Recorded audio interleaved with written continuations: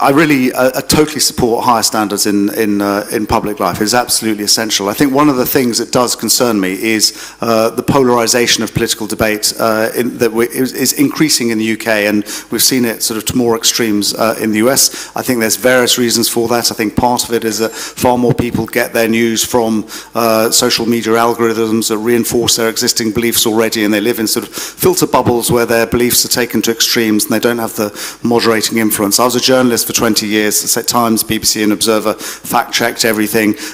When I was a journalist, most people got their news from the mainstream media like that. Now they get news from lots of different sources. And I find one of the things that surprised me as an MP, and I get 300 emails a day from constituents. We do try and reply to them all. Sorry if anyone sent an email I haven't had a reply to.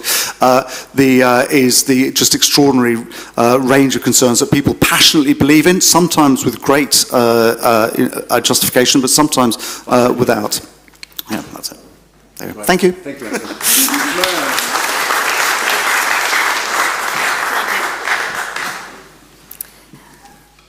Trust in politics, wow. Politics is really, it's not as diverse as it should be.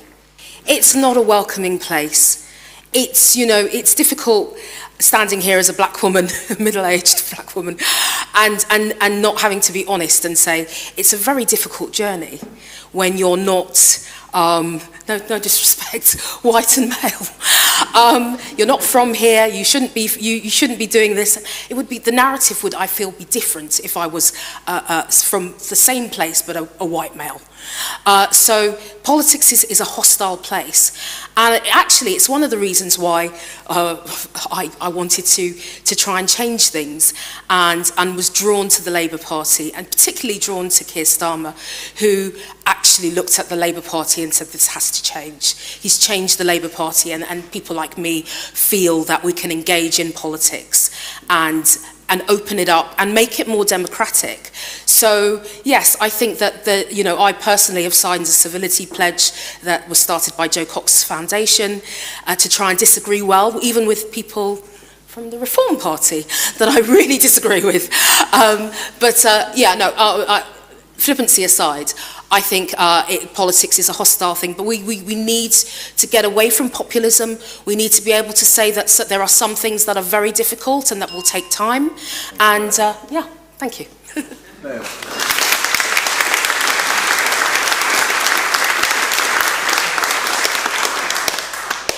I do think there's a problem with social cohesion in politics, and I belong to a party that feels divorced from, we feel like none of the other parties represent us. I also talk to lots of friends who aren't involved with Party of Women, and they too feel divorced from politics. So whether it's on race, religion, education, I think there are lots of things where people feel divorced and they're not being listened to by those who say they represent them. And I think one of the reasons that that we're standing is to get our voice heard.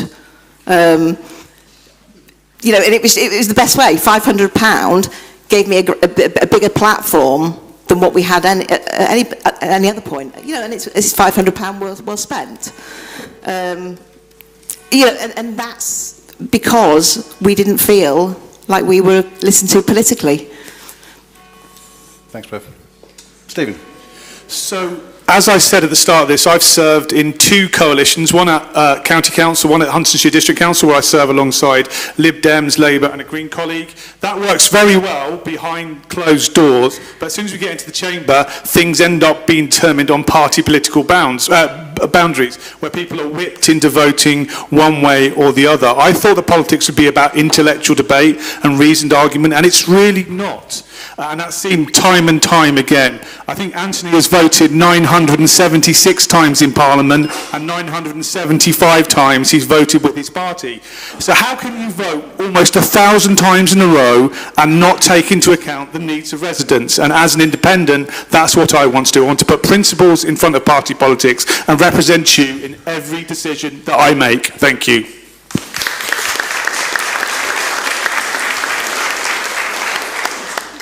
Yeah, I think the biggest threat to UK national politics is the disconnection between the people we elect and the decisions they make.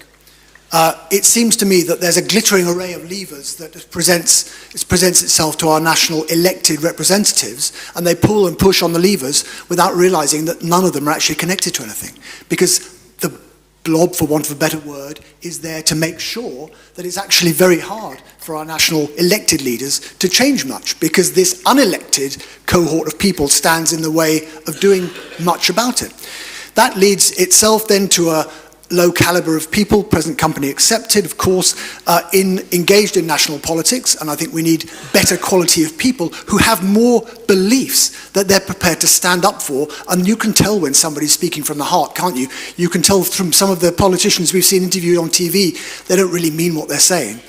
I spoke to a junior minister at an event last year, and I said to him how hard it must be, trying to be nice, how hard it must be to get anything meaningful changed. And he said, with the civil service trying to stop everything, he said, no, they've been very helpful. Thank you, Guy.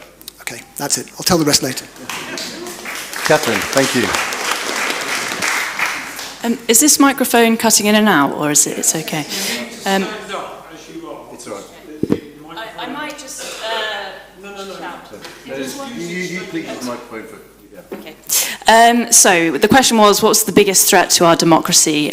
We currently have an increasing monopolisation of the mainstream media. So the Telegraph, the Times, the Daily Mail, these are all owned by multi-millionaires. And they've obviously got vested interests in who gets into power. So in order to have a thriving democracy, we need to have also a thriving local media and small-scale media outlets. Our voting... Thank you. Our voting system, our first past the post, is very undemocratic.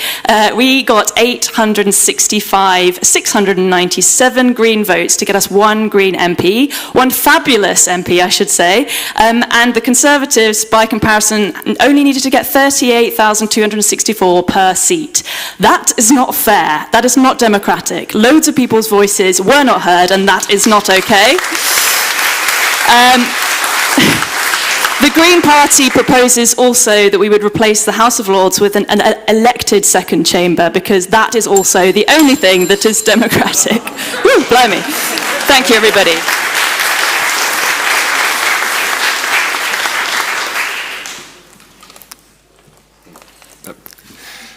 I have to follow that, actually. There's been important points made by all the candidates, I think.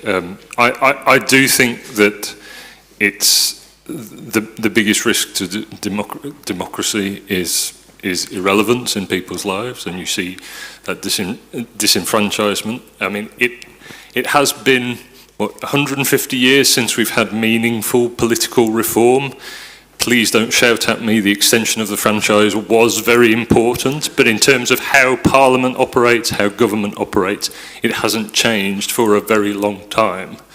How can we be in the 21st century operating with the same structures as the Victorian era? It's just wrong. So very much support proportional representation, make sure that everybody's vote counts. I also believe that that gives you better scrutiny and ultimately better government.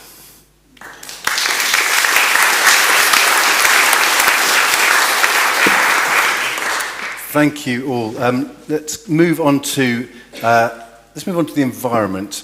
Eleanor, age 6, asks, will you really save the world from the climate crisis?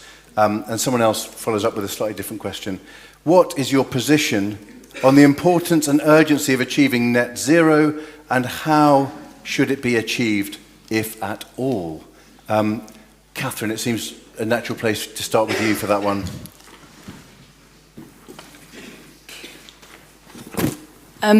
Firstly, I'm so glad that Eleanor, age 6, is venturing into politics. That's really great. I think, to be honest, she echoes lots of our worries. I know that I personally suffer with climate anxiety. The threat of our planet burning is very real and very scary. It's also something that a lot of young people feel very angry about, and that they feel like the political class that we have at the moment really aren't listening. So in answer, if you do want to save the planet, I think the Green Party is the best party, if not the only party to vote for in order to do that. We will propose giving 30% of our land over to nature by 2030. We will also bring in a new Rights of Nature Act, so that means that we would give nature the right to exist. And we would also invest heavily in renewable energy and make that community owned so that it also acts to bring down our bills. So it's a holistic solution to the environmental crisis. Thank you.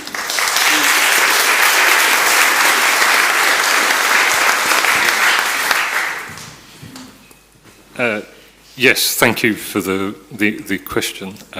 It is still the biggest crisis lurking in the background all the time. I mean, we look around and we face all sorts of crises at the moment, and everywhere we look. And yet this one is existential, and so it really is important. I think that it is achievable. I think there's a role for Britain to lead the world in changing this and leading the industrial revolution that we need to change our energy system. And we shouldn't underestimate just how hard that's going to be. We've had energy transitions before. We moved from wood to coal, from coal to oil. This one is going to be faster than any of them. And it's a huge technological challenge, but with that, there's a huge opportunity, and it's one that the UK should take. But we need to be realistic about what we do. We need to prioritise, get as much as we can done in the next 10 years, and then those really hard industries to change. Thank you, Ian. Take a bit longer. Anthony.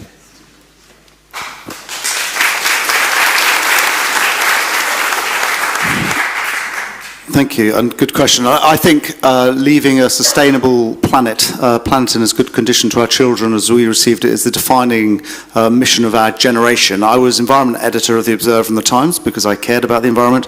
I was chair of the all-party parliamentary group of, for the environment, the group MPs interested in environment, leading the debate and promoting the debate on environmental issues. I'm currently, for at least the next 10 days, the Minister for Decarbonisation of Transport. So it's my job to take carbon out of cars, out of trains, out of planes. So I passed the mandate for zero-emission vehicles, so 80% of vehicles being zero-emission by 2030. Passed a mandate for aviation fuel to be 10% sustainable by 2030. That measure on for electric vehicles is the biggest single measure this government has taken to get to net zero. And we obviously legislated, we're the first major country to legislate to get to net zero by 2050. We have met every single greenhouse gas reduction target that we've had so far, the different budget cycles, and the UK is the only one of the 20 major industrial countries to have more than halved its carbon dioxide emissions already. Thank you, Anthony. Mariana.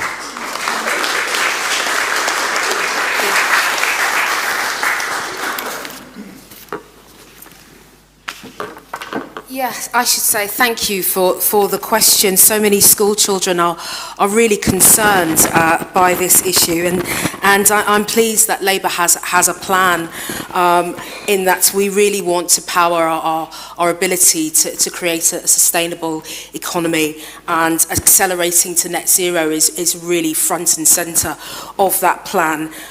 So much so that we have developed plans to create GB Energy, a new company that will look at partnerships. We believe that we do best with working with industry, so we will create a new wealth fund that will work with finance, so that we can actually look at new projects which will not only have a green agenda, but most importantly as well, in safeguarding the environment, we'll also be able to power the economy and create 650,000 jobs. So it will be a win-win situation for school children as well as for the environment. Thank you, Mariana.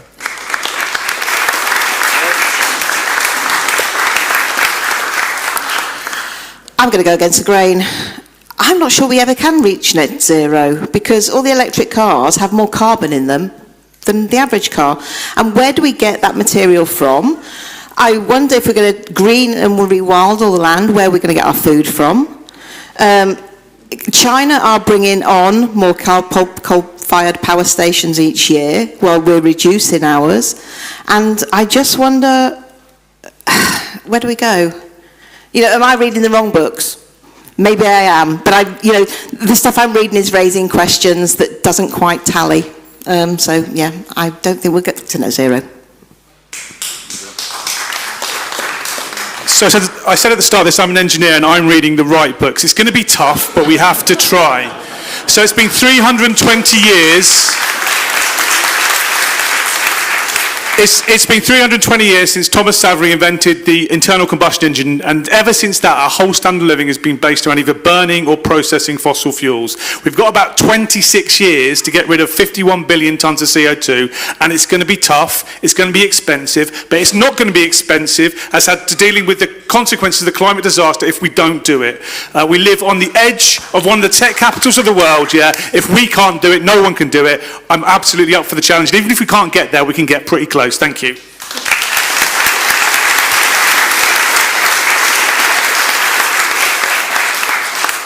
Yeah, it's a great question. I wonder how many people realise that as a world we haven't yet reached the production of peak coal. There is more coal being mined today globally than ever before. It's shocking, not for us, but for the rest of the world. As Anthony said, the UK has made huge strides getting towards net zero already, but it has to be done at an appropriate speed so that we don't unnecessarily hobble our own industry and our own standards of living. The move we've seen this just recently with closing steel production in North Wales is an example. We're going to just go back to just being purely able to recycle steel there, not to make any new steel, so we just have to import it. That doesn't save the planet. That doesn't save anything. Importing solar panels from China, where they're made with electricity generated from burning coal, doesn't help anybody. We have to be honest, and we have to be realistic about actually what is benefiting the planet. And at the moment, there are a whole lot of games being played with numbers that I'm afraid need to be exposed. Thank you, Guy. Good question. Thank you all. Let's move on to transport. We've got a question here. Public transport across East Anglia does not serve the public well. How would candidates ensure public utility of these services rather than being beholden to private interests? Tom wants to know in particular about congestion charging in Cambridge. Perhaps you could talk about the busway, East-West Rail. LW, watching on YouTube, wants to know who's going to fix all the potholes. Stephen, can you talk to us about transport? Yeah, so this is my whole thing. I served on the county council as part of the leading coalition. I was one of the first people to break ranks on the congestion charge. GCP is an undemocratic body and shouldn't be imposing those things on anyone. So I rebelled against that. We've got so many big transport projects, but then none of them connect together. EWR is an excuse to unlock rural land for housing development. This constituency is 20 miles long. We have one single station for 75,000 people. It's going to cost 8 million tonnes of CO2. In Girton, yeah, you've got good buses in the day. Trying to get into Cambridge in the evening, it's quicker to get from St Neots to Cambridge in the evening. So we need reliable bus service. We need all these big projects to connect together. We need to be able to get across Cambridge and not to the edge of Cambridge. So none of this works together. We need to think and have a joined up rethink of our entire transportation policy, and instead of spending £8 million on EWR, we should be thinking about light rail that connects up towns and villages so we can all get about. Thank you.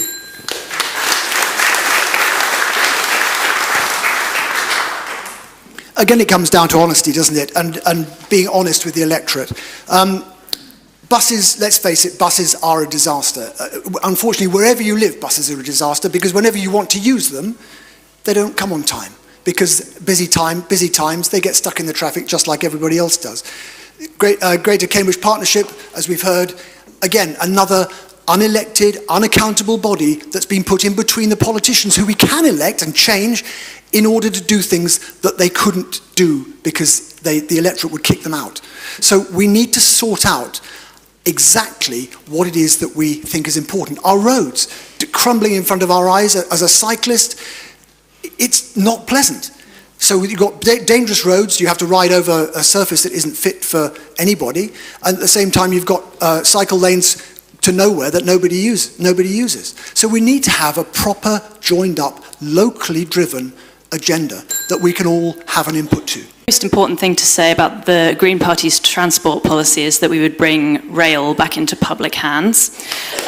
We currently We currently don't back the current East-West Rail proposal because of the £8 billion being spent on it, 5.5 billion of that will end up in the pockets of private developers who are building around a small village called Tempsford on the floodplain of the Great Ouse. That does not sound very good to me. In terms of the Camborne to Cambridge busway, it's ludicrous. They're cutting through an ancient orchard, Cohesion orchard. Absolutely terrible. We don't need more roads, we need more buses, and we need them to be more reliable. Thank you.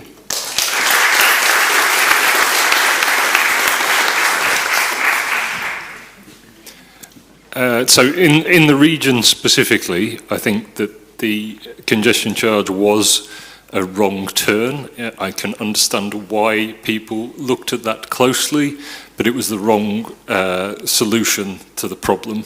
And I called that out as soon as I was selected, actually, and I'm glad my party followed suit at that point. What we need is big investment in the region, and we need anchor projects like light rail, from which you can build further networks of active travel, cycling, walking, and bus networks off it. And those investments will pay back. You know, we've had growth in Cambridgeshire for so long now. It's a fantastic engine of growth for the country. The government needs to put more money back in and give us the transport network that we deserve.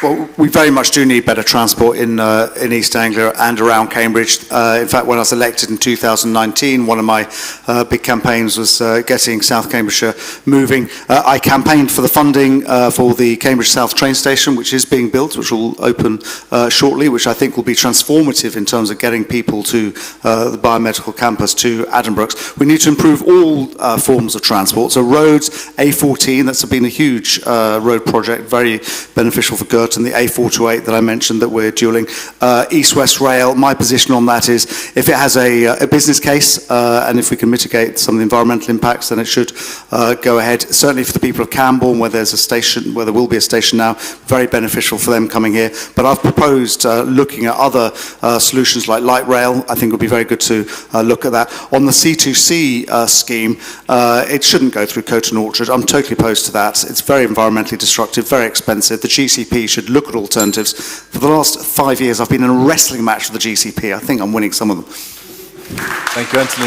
Mariana. Transport's key to the Labour Party's manifesto.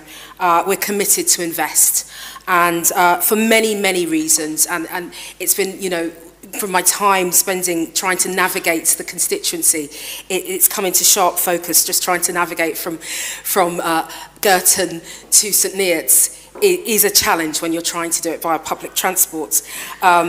Labour has already got a blueprint in place when you look at other metro mayors. So we've got the example of Manchester and West Yorkshire, where they were absolutely powered investment into the bus network. And I actually agree with Katherine in terms of placing emphasis on public transport and particularly on buses. So less franchises and more incentives to bring to make people to encourage people to use public transport. And I applaud the Mayor, Dr. Nick Johnson, who's a Labour Metro Mayor, bringing in the Tiger Bus Pass. So there'll be more of that under Labour. Thank you, Mariana. Bev.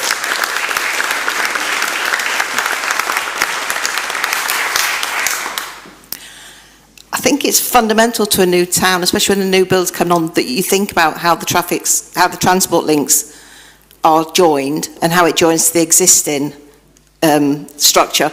I think sometimes you see a new build and there's a ring road going around it for cyclists, but then it doesn't go anywhere.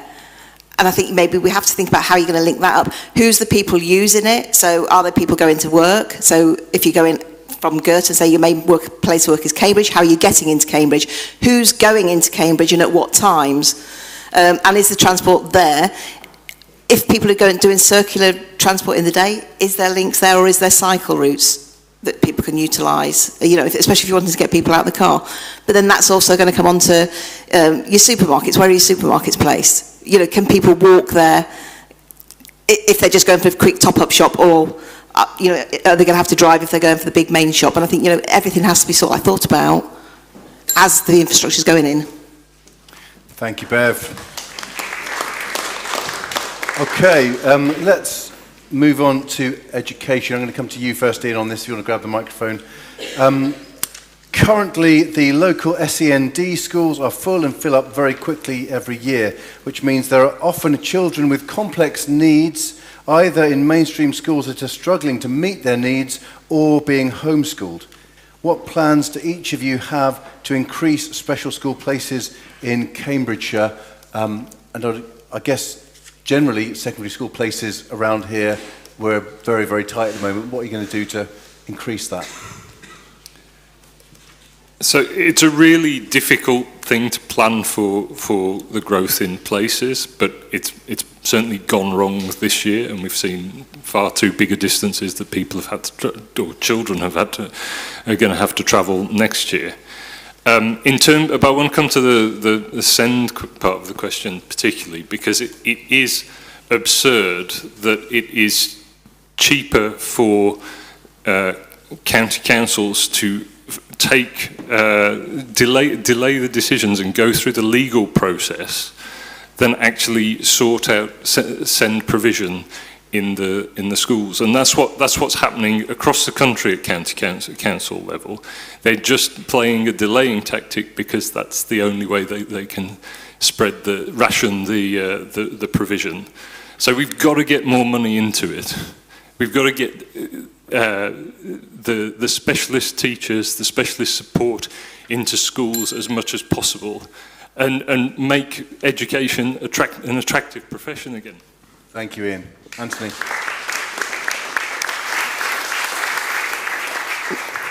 One of the first things I did when I was first elected in 2019 was to campaign for better education funding in Cambridgeshire. As a result of the funding formula, we actually got about £400 per pupil less than the national average in the UK. We did get a change in formula. The funding has increased faster here than in other parts of the country. We have closed the gap. I visit schools pretty much every week across the constituency, and I know what financial pressures they're under. And SEND funding is a particular issue, and I've worked very hard with them to try and relieve some of the pressures. There are new schools here. There's a new school in Papworth Everard particularly for autistic children. I've worked with a centre in children which have got particular special needs. So it is a real pressure point, but as an MP what we can do is really campaign for more money from central government to open up the pots and make a difference. A follower of somebody that said education, education, education. The issue of SEN's provision is woeful. And I've been on many, I was recently on a learning disability parents forum and really heard how parents were frustrated at trying to navigate getting additional help for their children who, you know, needed specialist help, whether it was negotiating hours so that they could actually be freed up to go to work themselves.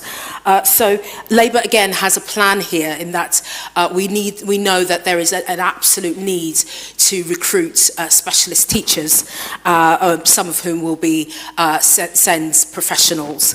So there is a plan from day one to recruit 6,500 extra teachers nationwide. So that will go some way, because in schools there isn't actually often a specialist to actually you can refer your children to. Thank you, Mariana. Bev.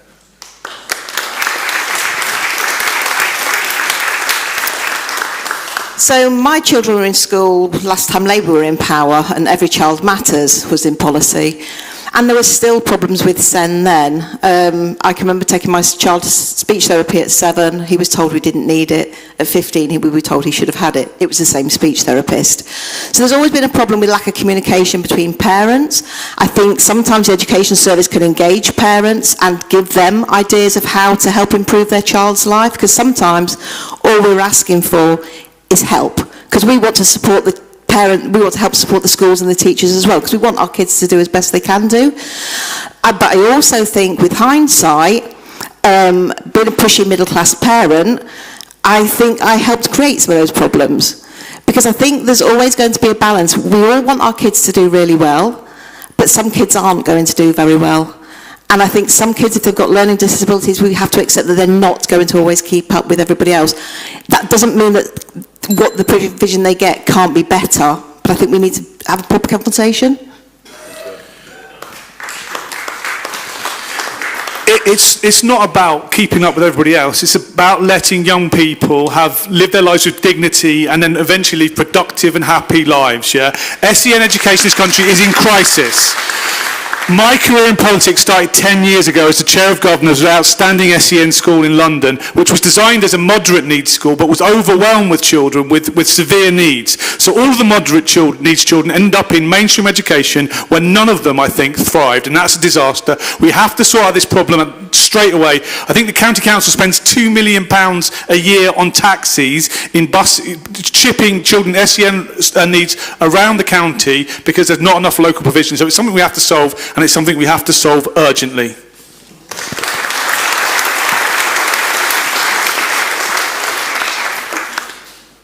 In the last 2 years, the population of the UK has gone up by 1.5 million people, entirely because everybody in all the major parties just wants to turn a blind eye to it. Obviously, if you're going to increase the population of the country by the equivalent of 10 Cambridges in 2 years, there are going to be severe shortages of skills in all provision of state services, and that's what we're seeing. Nobody wants to talk about it because it's a bit rude and it's a bit sort of unpleasant and a bit awkward to talk about, but it's a fact. We have to pause this. We have to just pause net immigration, get to grips with the services we currently provide, make sure that we can service the people from all backgrounds and all starting points that are already here before we start going crazy about it. The other thing not to do is put 20% VAT on school fees, because that's going to make things yet worse, especially in Cambridgeshire. So we're going to see a major crisis. It's going to get worse here, I'm afraid, more than in other parts of the country.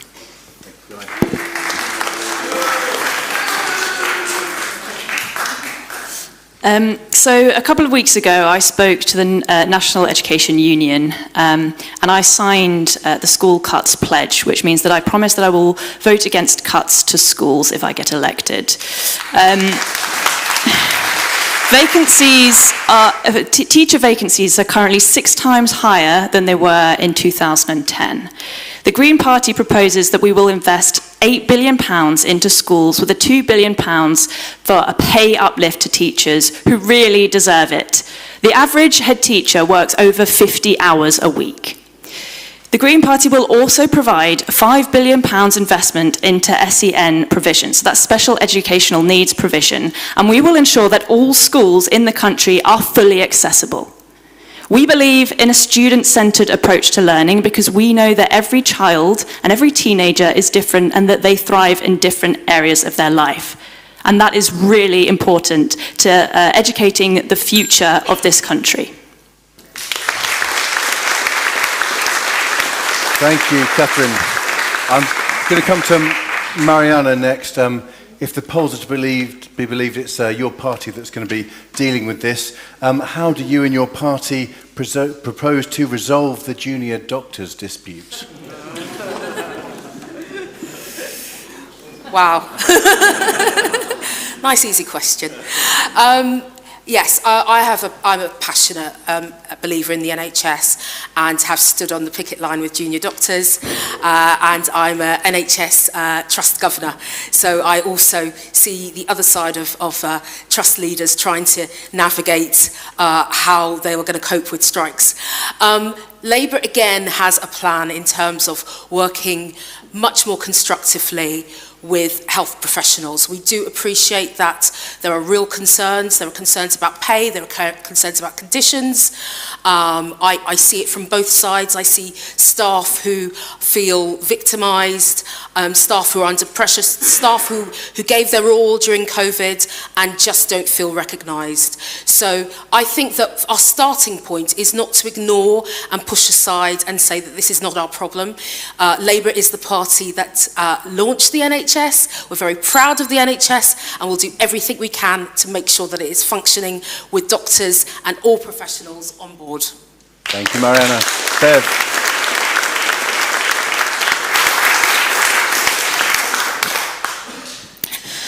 Again, I agree with Mariella. I think there is a thing with paying hours and conditions that it needs looking at.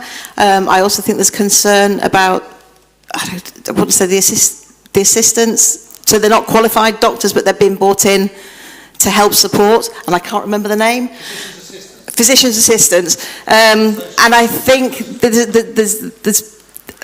I think that's going to cause problems, because I think people think they're seeing a GP that's properly trained and they're not. And so I think that sometimes we need to be a bit of clarity around that as well. And then what are the benefits to the doctor as well as the population? Thank you. So I think the NHS spends more than any comparable country on hospital care, but less on primary care. And what that means is we don't catch diseases early enough. Instead of catching cancer when it's at stage 1 and treatable, we let it get to stage 4 when it's very expensive and very difficult to treat, and also causes lots of tragedy for people. So what we need to do, we need to invest more in primary care. We can catch things earlier. We need to pay GPs more money. We have to give them better working conditions so they're not seeing 6 patients an hour, and we have to treat them properly. We need to stop GPs moving out of the primary care sector into the hospital sector. We need to train more of them and give them better working conditions. Thank you.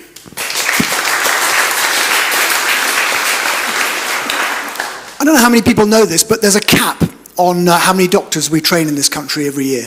It's agreed, would you believe, between the Conservative government and the BMA, the Doctors' Union. Quite extraordinary. I couldn't believe it when I learnt that.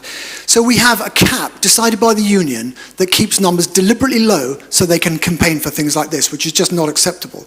Another unelected body with the hands on the levers of power. Reform UK will exempt all frontline NHS staff from basic rate tax for 3 years to encourage them to stay.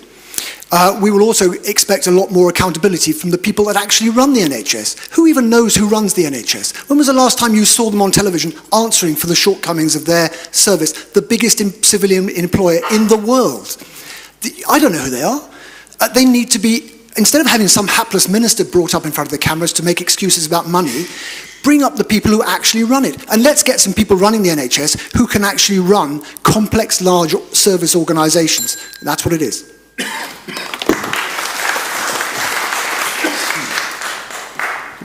So the question was, how do we deal with the junior doctors dispute? And Mariana said that was a difficult question. I don't think it's a difficult question. We would just give them the pay rise that they rightfully deserve. We would also ensure that the NHS is fully publicly owned and get rid of all of the sneaky privatisation that has been allowed to continue under the Conservative government. We need to stop being afraid of investing in healthcare. Mental health problems alone cost this country £117 billion a year. So the Green Party would propose bringing mental health into the NHS and investing heavily. So that's in our first year, we would invest £8 billion, and that would rise as the time goes on. We can't afford to let people get ill. We can't afford to let people die in hospital beds. It is unacceptable. We are one of the wealthiest nations in the world. Thank you.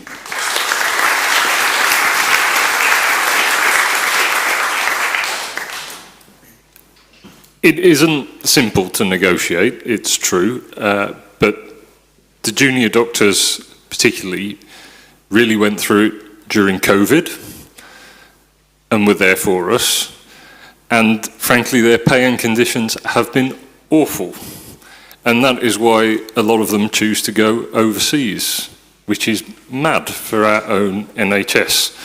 So it's already cost us more through the strike action than actually having a negotiated solution to this. I think that longer term, we need to establish a properly independent pay review body that's free from government ministerial interference, where they just want to pick a fight with the doctors because it makes good headlines in the Daily Telegraph. Anthony. Thank you. Well, the government obviously has reached settlement with every other sector of health workers apart from junior doctors, the hospital consultants, the nurses and other groups of health workers, and hopefully there will be an agreement soon with junior doctors. On health in general, we have increased spending on health dramatically over the last, since 2010, by 25% in real terms. It's now over 10% of GDP. So when I used to write about health as a journalist, we were spending far less in the UK than other European countries. We're now above the European average in terms of the amount we spend on health. We have 45,000 more doctors, 75,000 more nurses than we had in 2019, but we need far, far more. And actually, I campaigned within Parliament to have the NHS long-term workforce plan to train as many doctors as we need in this country, as many nurses as we need in this country. Currently, the point that Guy was referring to, we only train half the number of doctors we need and roughly half the number of nurses. And we are now got a funded programme to double that. It's a really long-term programme because of the training timeline for doctors, but we will get there, and that will dramatically improve the NHS. But what matters in all this, and the point I've made endlessly, obviously things like getting access to GP appointments matters and so on, but actually it's the outcomes. We've got the cancer survival rates have improved dramatically, heart disease survival rates have improved dramatically, and stroke survival rates have improved dramatically. Thank you, Anthony. Great. These guys are working really hard. Let's talk about housing then, please. Someone is concerned that Cambridge seems to be massively overdeveloped. We've got North Stowe, Camborne, Bourne Airfield, Waterbeach, Trumpington, Histon Road, massive development around St Neots. And following on from that, Daisy asks, as a young person in the area, trying to get on the property ladder, how do you intend to make buying a property more accessible? Let's start with you, Guy. Well, as you can predict from me, it's, I'm afraid, supply and demand. If you have umpteen more people living here, we need umpteen million more houses. There isn't any way around that. You will not find a national politician who's willing to stand up and be honest and say, I've chosen to let 1.5 million people in over the last 2 years, so therefore we're going to build these houses there. It just doesn't happen. It's just assumed that we can fit them in somewhere. And guess what? Somewhere is here. We're going to see Cambridge, I think whoever takes over the next administration, we're going to see Cambridge grow incredibly in size. We're going to see the million houses that were initially slated for the Oxford-Cambridge arc that are currently on the back burner, that's going to come back. We're going to see a huge amount of high-density housing in this part of the world if any of the major parties are elected on July the 4th. And so I'm afraid we have to hold our politicians to account and ask them for the logical consequences of what they're promising. Thank you, Guy. Katherine. So the trouble with housing broadly is that housing has become an asset that people cling on to maintain as much wealth as they can. There are many people who own hundreds of houses, which obviously isn't fair. In terms of the local situation, we need to bring in rent controls because Cambridge is, I think, the second most expensive place to rent after London. The Cambridge City Council each year gets 3 times more applicants for a council home than they have available to let. So the priority really needs to be in social homes. Nationally, the Green Party would want to build 150,000 social homes a year. But speaking as an architecture student, I think there is a really vital role to play for architects because we've been too used to developers coming in and building mass developments of the same kind of house over and over again for the last 20 years. There are architects with new ideas, new visionary ideas to make them more sustainable and more affordable. Thank you. Thank you, Katherine.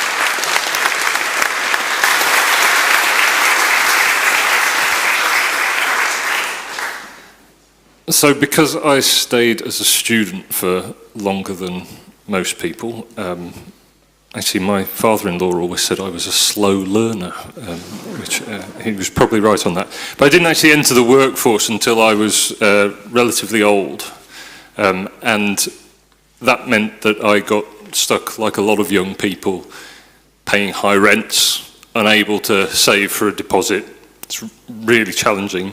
Now, just about I got lucky. I managed to buy my first home last year was really hard. I didn't think that I was going to do it. I know a lot of people younger than me think that they will never own their own home. And that's wrong. So we do need housing. It's about how you go about that. Now, having a government quango come in with Cambridge 2050 to build 150,000 houses with no lines of accountability is just the wrong way to go about doing that. Thank you, Ian. Anthony Brown. Well, we do need to build more homes as a country, clearly, and in recent years we've been building about 250,000 new homes a year across the UK, which is actually more than was built in any year of the last Labour government, but we do need more. One of the things I've been campaigning on as an MP here is sustainable development, however, making sure that communities have the infrastructure they need, the transport infrastructure, making sure that they have the water they need. One of the points I've made repeatedly to Michael Gove and others, both publicly and privately, is you can't build all these houses here if there isn't the water to go into the taps and the showers, and that is just a sort of a red line limit. You can't build houses without the water. You also need to build communities with have facilities there. Places like Northstowe is a sort of travesty of the planning system, that it's a new town, the largest new town for 50 years. It doesn't have a shop, it doesn't have a GP practice. I've been campaigning for that against the district council has been failing to deliver. So you need more houses, but with better facilities. Thank you, Anthony. Mariana. So Labour really has a plan to give hope for young people. I'm glad that Daisy raised the question about housing. I'm the mother of a daughter in her 30s, and she's quite frankly waiting for me to die before she can afford anywhere. I would say, in all seriousness, we do need to look, as Labour has a plan, to look at planning rules. We do need to have much more adherence to rules so that there is real affordability when it comes to planning. There is a higher percentage of shared ownership and affordable rent when we look at development. I disagree so much with Reform's sort of approach of we've got too many strangers coming, and therefore we're not going to have enough for our own. Actually, when you walk around places like Camborne and Northstowe, vibrant, diverse communities, I applaud them. I applaud them. Thank you, Mariana. Bev. Can you pass it back to Bev?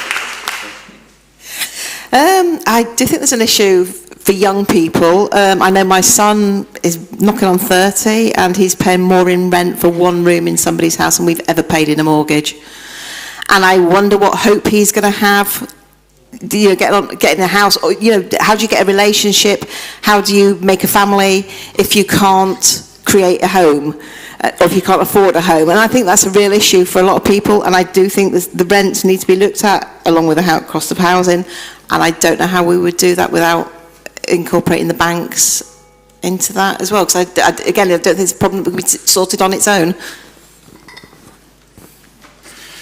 So one of the things about politics is you have to realise the actions you take have consequences. In 2010, the Conservative and Lib Dem coalition government co-authored austerity and cut the social housing budget by 60%. Today we have 1 million people on the social housing waiting list, and it's not good enough. My children and your children won't be able to afford homes until we start building more social housing. Not affordable housing, which people can't actually afford. So building 150,000 homes across the Cambridgeshire Green Belt, it's not going to solve the problem. We need to build more social rented housing now, and that's the only solution.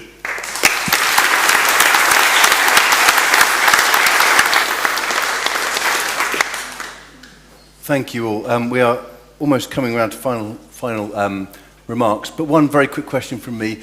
You've all spent a fair amount of time with each other over the last few weeks. Can you all say one thing that you like or admire about each of your fellow candidates? Each, yes. Be brave. Anyone want to start? I won't put anyone on the spot. Anyone want to start? Go on there, Stephen.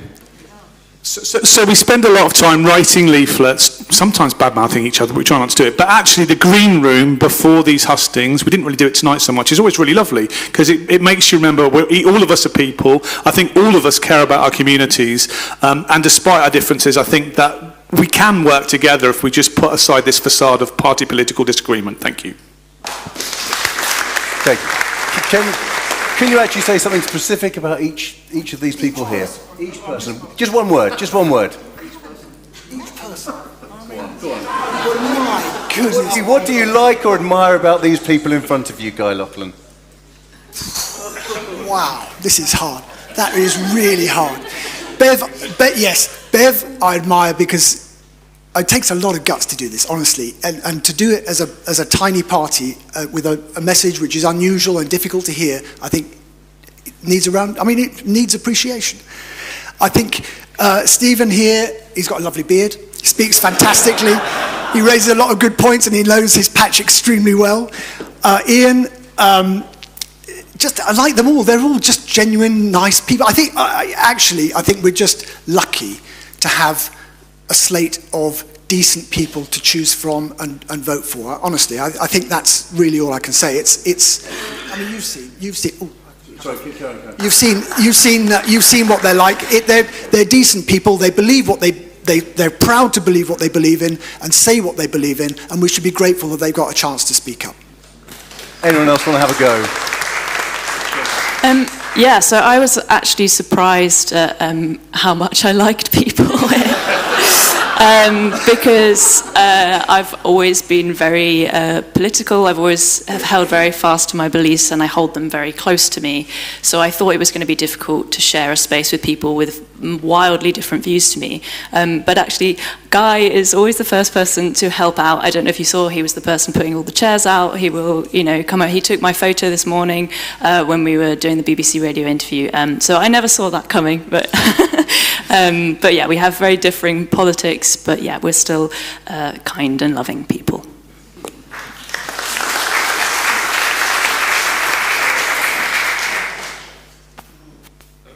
I'm running out of things to say.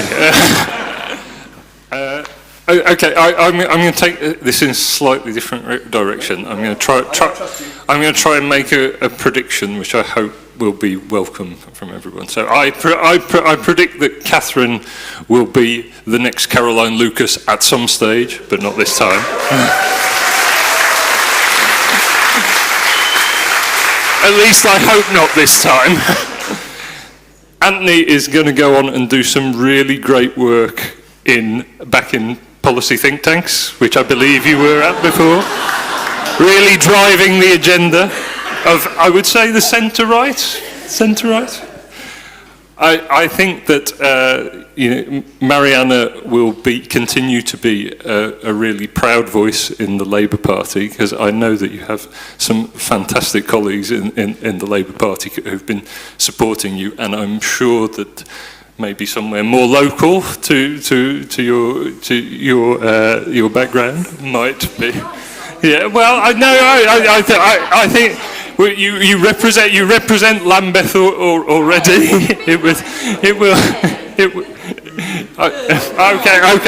I take that back. I sincerely hope that you are elected at some stage. Bev. It actually reflects really badly on you.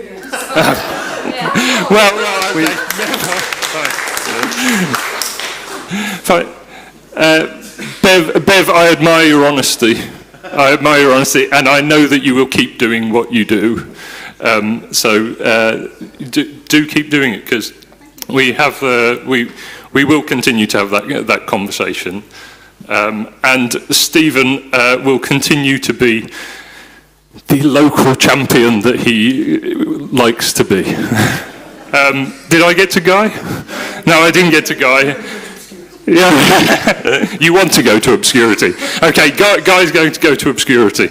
No, yes, no, I do apologise, Mariana. Thank you, Ian. I'm going to cut you off there. Anthony, maybe we should cut you off there. Thank you.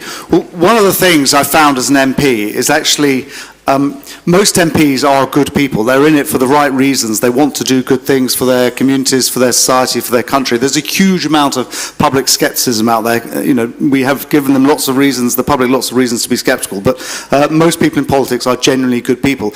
And the other observation as an MP is actually we all get on a lot better behind the scenes than we do in public. I mean, I work a lot with Labour MPs and Lib Dem MPs and SNP MPs, and actually in private we get on absolutely fine. But when it comes into public, there's always a performative bits about it, and you have to sort of state your case. I just, in terms of individual comments, I actually said to Mariana when we were walking in here that and the Neots bit of the constituency used to be represented by John Major, and he was an outsider from Lambeth as well, and he's one of the most popular. Yeah, he was one of the most popular and well-regarded MPs for the Neots bit of the constituency. And he was from Lambeth as well, and.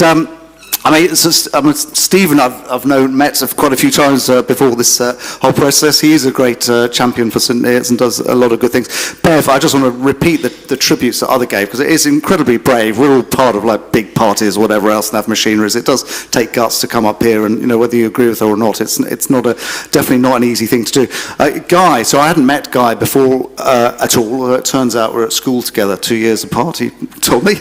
And I actually thought the Reform candidate would be a sort of a complete nutter, and actually he's quite he's not. He's a better performer. I mean, better performer than I thought. And Katherine, I mean, I did actually say this to you the other day. I think Katherine is a brilliant performer, and I did. I'm not just saying that now, I did say it to you sort of privately the other day, and I'm sure exactly what Ian said. I'm sure Katherine will go very, very far. And Caroline Lucas in Parliament, so because I've done a lot of environmental stuff in Parliament, I do quite a bit with Caroline Lucas. We don't always see things the same way, but it's tough being a single MP from a political party there. And Ian, I'm sure, will go on and do great things somewhere as well. There you go. Thank you, man. Mariana, say something nice. As nice as you can. I'll try and be nice. I'll be nice. No, everyone has actually been really nice to my face. Social media, social media is a different story. Yes, no, it's actually. I do think that we need to do politics in a different way.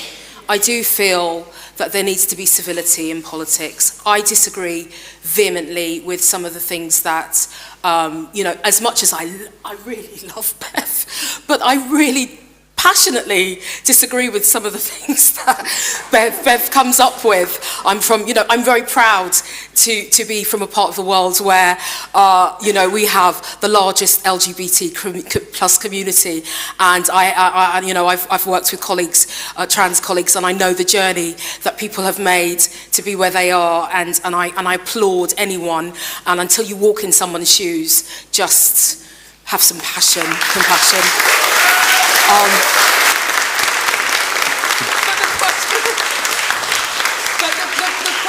The question is, how do I find everyone? Well, everyone is very, very polite, and I think, I've got to know everyone. I get huge imposter syndrome because I think, wow, Katherine is incredible. She's very talented woman, and so I wish you well, and I know that you're going to be like jazz handsing it everywhere, because you're fabulous. Yes, everyone has been nice. Apart from Ian, well, let's not even go there. I'm going to be good. I'm in church. Thank you, Mariana. Bev, can you say something nice about all these fellow people? No. I can. So I'm not political at all. I came into this cold. I don't know anything about politics, as you may have guessed. But the first time I would turn up at St Neots Hustings, I think Mariella spotted that I just looked lost, and she came over and she talked and she just made an opening conversation, and actually she just put me at my ease to go into the thing. And I'll never forget you for that, Mariella, and like you said, we fundamentally disagree on politics. She's a bit too left for me. But Anthony as well, you've been really kind, and some of you supporters. Ian, we've had run-ins before, and as with Stephen, Guy, you were really nice and kind when you first met me, and Katherine, and that's, that's it. I think it is. Yeah, I mean, I'm just a bit, out my depth.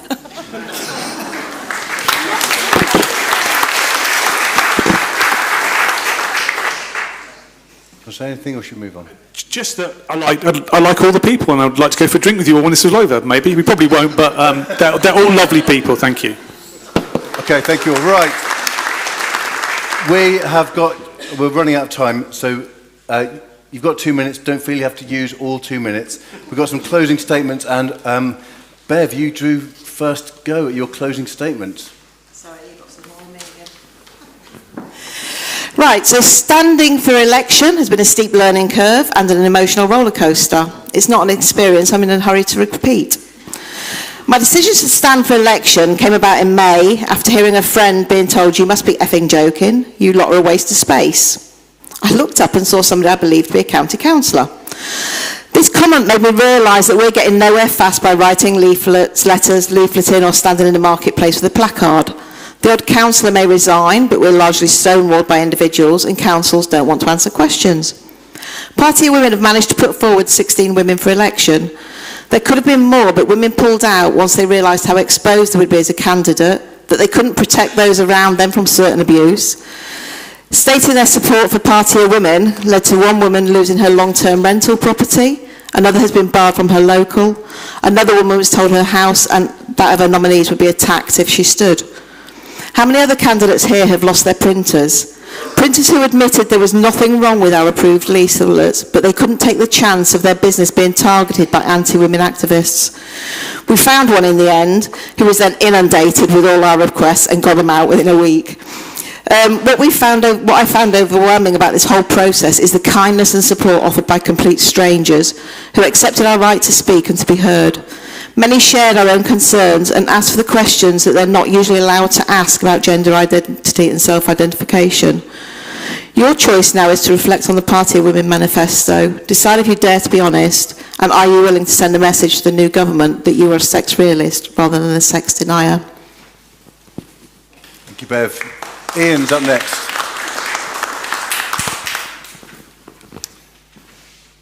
Every general election is a chance to take stock, and coming out of so many years of too often chaotic Conservative rule, lacking basic decency and integrity, this actually is a once-in-a-generation opportunity, I think, particularly here in St Neots and mid-Cambridgeshire, where we're electing our first ever MP. People across the constituency, they're working hard, raising families, looking after loved ones. And for too long, they've been let down and taken for granted. They deserve a fair deal. And that's what the Lib Dems and I are offering at this election. We want to make sure that you can see a doctor or a dentist when you need to. That people who are caring for others are looked after properly and paid properly where they're paid and supported where they're unpaid. And we really, really want to finally fix the social care crisis. And so much more. So as I said at the start, I've lived in Cambridgeshire for nearly 20 years. This is my home, this is my community, this is my constituency. And I really want the best for it.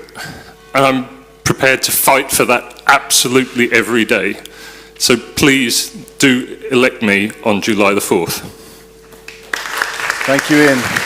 Katherine. Many of you will want nothing more than to get the Tories out, and I really empathise with this desire. However, I implore you to consider whether your chosen alternative is offering enough. We are in the midst of countless crises, a cost of living, mental health, teaching and climate crisis, to name just a few. Every public service in this country is on its knees, and we won't be able to fix this without large-scale investment.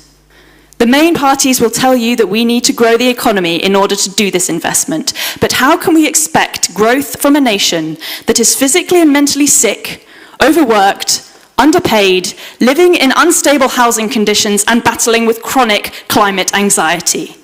If you nurture a tree, it will grow. If you starve it, it will die. The Green Party is the only party with a bold vision. We believe that a just, sustainable and kind society is achievable, and we know that the first step towards change is to believe that change is possible. We must weave the planet into everything that we do. From public services to housing, from education to farming, everything must work towards saving the planet and the people on it. As a society, we have been conditioned by the media and by the big two parties that to vote for anyone else is a wasted vote. Well, I'm here to tell you that it is not. Voting Green sends a message to those in power that we want something better. That we care about homeless people, that we care about refugees, that we care about impoverished children, that we care about disabled people, that we care about trans people, and that we care about the tens of thousands of Palestinians laying dead under the rubble of their own homes. We care!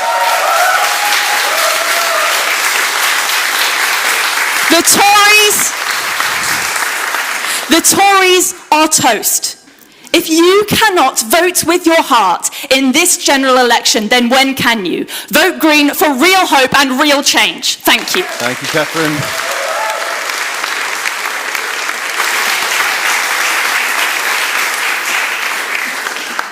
The changes we face are indeed vast. Both Labour and Tory governments have broken promise after promise. They've destroyed trust in our democracy and betrayed the British people. The unprecedented population explosion has pushed Britain to breaking point. There's a housing crisis, a benefit crisis, record crime, record NHS waiting list, wages are stagnating, net zero has sent energy costs soaring. It's making us poorer and colder, damaging British industry and forcing drivers off the road. But there is an alternative. The British people now have a common sense choice in Reform UK. Only Reform UK will stand up for British culture, identity and values. We will freeze immigration and stop the boats, restore law and order, repair our broken public services, cut taxes to make work pay, end government waste and deliver our fully funded plan for zero NHS waiting lists. We will unlock Britain's vast energy treasure of oil and gas to slash energy bills, beat the cost of living crisis and unleash real economic growth. Only Reform UK will secure Britain's future as a free, proud and independent sovereign nation. Thank you very much. So you may feel that your vote in Cambridgeshire won't matter or determine the next government. You've heard from Anthony, you're going to get a Labour government with a large majority and Labour Prime Minister. But that gives you the opportunity to use your vote in a different way. Now, I'm sure that most regular people are bored with the pantomime of party politics. The red team votes against the blue team votes against the red team, and everyone ignores the yellow team. It doesn't have to be like that. On July the 4th, you have a rare opportunity to represent an MP that to elect an MP that actually represents you. You can vote for change, for a new voice. You can vote for a reboot, for a fresh approach. A chance to vote for somebody who really listens and speaks with a local voice. Someone who cares passionately about this area and its people 365 days a year and not just at election time. At last, you can use your voice to select a strong, independent MP who will listen to you, work hard for you, and not just be voting for party whips. Let's make July the 4th our very own Independence Day in St Neots and Mid Cambs. Please vote for me. Thank you.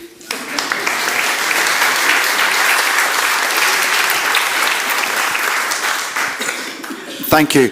Well, throughout the questions, I was trying to show that I've been, over the last 4.5 years, been an energetic and dedicated champion to my constituents, trying to deliver real change and real benefits for them in lots of local causes. What we haven't really touched on is some of the national picture, and there is only going to be one of two outcomes of the election. There'll either be a Conservative government, I know what the polls say, less likely, or a Labour government, I know what the polls say, far more likely. If you don't want a Labour government, and indeed, even if you do, it's still really important to have a powerful, a strong opposition party, and to hold the government to account. And the more MPs they have, the more they can hold the government to account in terms of asking questions, having shadow ministers, being on select committees, scrutinising the work of the government. And so it's really important. What you don't want, if you see all these polls suggesting a mega majority for Keir Starmer and giving a blank cheque to Angela Rayner to go off with some of their sort of craziest ideas, vote for me and I can be part of the opposition to really help hold them to account. But I prefer win outright, but either way, vote for me.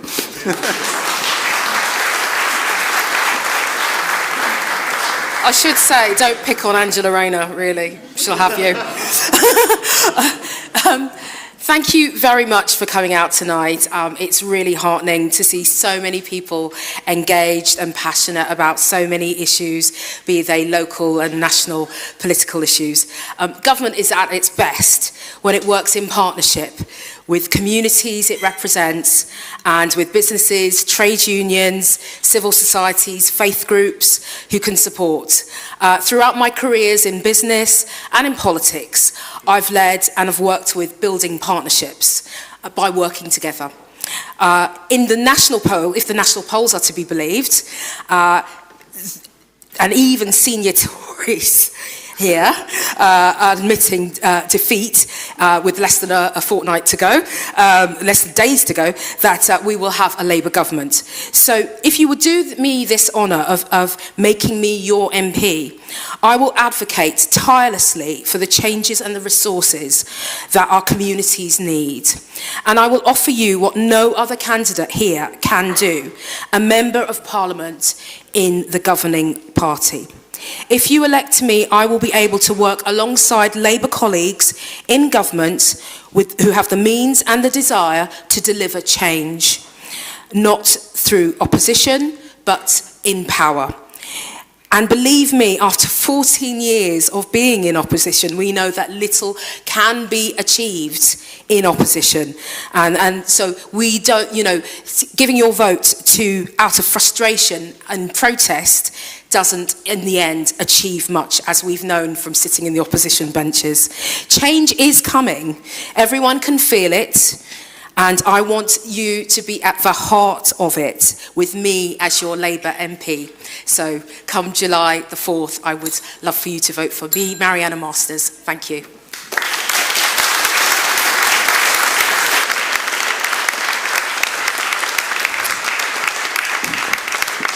Well, that brings us to the end of our evening. These guys have all worked incredibly hard. I think this is their 5th hustings. Most of them were there for an hour and a half at BBC Cambridgeshire earlier today as well. They have all put themselves out there, so I think they all deserve our gratitude for being willing to answer your questions and speak to you. So.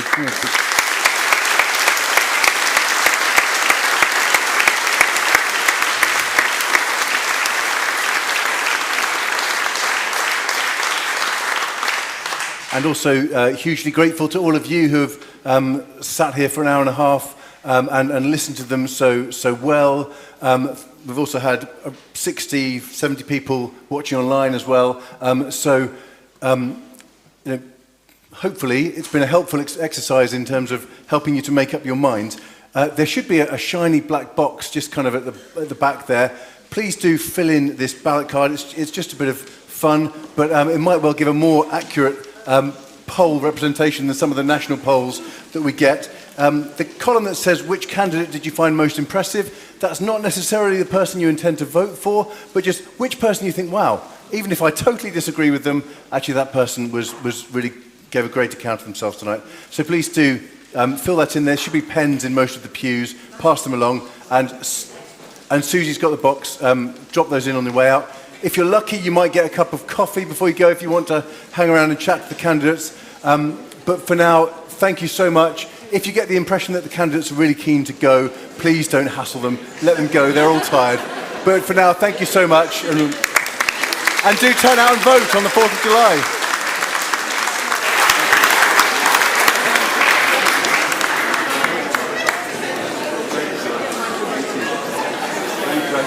Well done.